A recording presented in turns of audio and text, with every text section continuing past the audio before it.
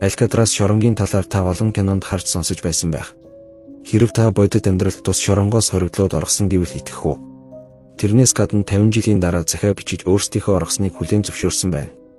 Өнөөдөр та бүхэндээ энэ тухай бодит бүх ярьж өгөх болно. Subscribe дарж бидэнтэй хамт байгаа та бүхэнд маш их баярлалаа. Алькатрас шорон 1934-өөс 1963 онуудын дунд ажиллаж байжээ. Энд Америкийн хамгийн алдартай гэмт хэрэгтэнгүүдийг хорсон гэдэг. Жишээлбэл дэлхийн хамгийн том гэмт хэрэгтэн Жорж Келли. Мөн Аль Капоне ч хүртэл энэ шоронд байжээ.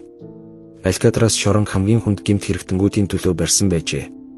Энд маш өндөр хананууд давхар харуул. Мөн далайн дунд байрладаг арал. Та зүхтах гэж санаад ч хэрэггүй. Нэг бол буудаж ална. Эсвэл та өөрөө усанд живэх юм уу загсны хоол болно.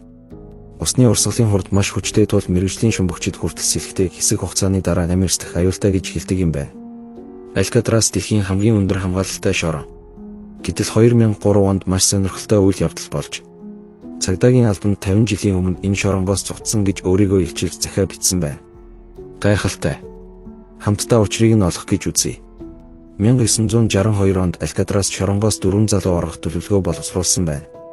Төлөвлөгөө гаргасан гол хүн нь Принк Борис. Принк их юм үдсэн хоригдол байжээ. Анх 13 настайдаа шоронд орж байж товчхондоо маш их туршлагатай. Тэрнээс гадна Принк маш ухаалаг нэгэн. Тэр 1950 онд Брузина шоронгоос оргож байжээ. Ингээд дэлхийн хамгийн өндөр зэрэглэлийн шорон болох Алькатраст ирсэн юм. 2 ба 3 дахь нь ах дүү Жон ба түүний дүү Кларс нар. Жоржи гаралтай ах дүү банк дээр өмддөг. Сонирхолтой хэн нэгнийг алахгүй тулд тоглоомын буу ашиглан банкнаас их хэмжээний мөнгө дээрэмдэж чадсан. Харин сүүлд нь баригдаж тоглоомын буу байсан ч 20 жилийн хорих ялт авсан. 4 дахь хоригдол алин автомашин хулгайлдаг байсан. Флоридагийн шоронгоос зугтаж байгаад баригдаж энд ирсэн. Тус 4 хоригдол ойролцоог Хэмэрт байж найзууд болсон байж. Ингээд зугтах төлөвлөгөө зохиож эхэлсэн. 6 сарын турш тэд өөрсдийнхөө өрөөнд байгаа сэлхэвчийг багаар томруулсан байна. Тэд мужааны цэхийн багаж болон хоолны газрын халбаг ашигласан.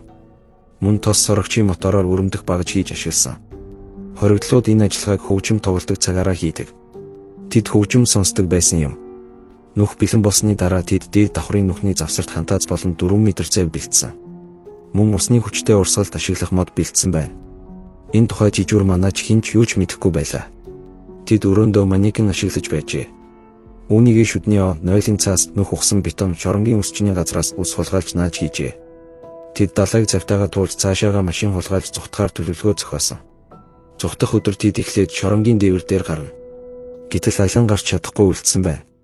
Учир нь тэр ухсан сэлхэвчийн нүхийг хэн нэгэн мэдхээс айж буцаагаад бетонцсон байж. Тэр нүхийг нэг хооронд нөгөө 3 зүхтаад амжжээ.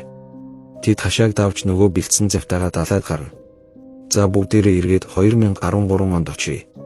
Цагдаагийн байгууллагад ирсэн захианд өөрийгөө Жон гэж танилцуулсан залуу өөрийгөө оргосноо хүлээн зөвшөөрсөн.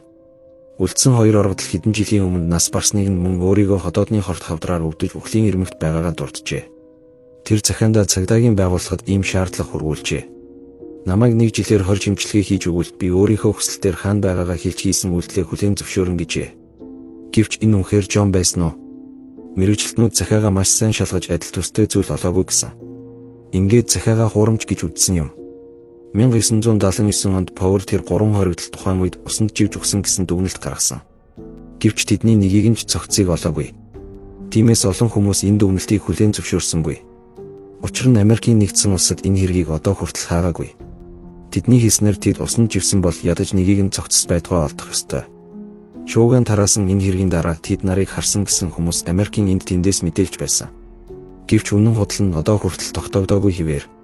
Тэд ямар нэгэн цогцост завж олж илрүүлээгүй. Мөн ойролцоо автомашин ч алга болоогүй. Гэвч хэсэг хугацааны дараа Алькатрасын зүүн зөвхт байрлалтай аралд тэдний зав болон ашиглаж байсан мод нь олдсон гэсэн мэдээлэл гарна. Тэд тэдний зугтсан үед нь яг таарч байгаа. Мөн цэнхэр өнгийн машинч тэр үед алга болсон. Энэ бүх мэдээллийг 2010 онд ил болгосон. Тэгэхээр Паул өөрийнхөө дүгнэлтийг буруу гэдгийг нуухын тулд энэ хэргийг авч хэрэгжүүлээгүй зүгээр хаасан байж болох юм. Мөн тэдний амьд гэдгийн сүүлийн баталгаа энэ зураг. Зураг 1975 онд авагдсан. Зурагт байгаа ах дүү 2. Уг зургийг 90 оны үед тэдний гэр бүл рүү үл таних нэгэн явуулсан. Саяхан энэ зургийг нүр таних шинжилгээнд оруулж зурагт байгаа 2 хүн ах トゥ 2 гарцаагүй мөн гэж тодорхойлсон байна. Энэ бүхнээс дүгнэлт хийж үзвэл 3 хоригдол 9 минут оргосон нь үнэн байжээ.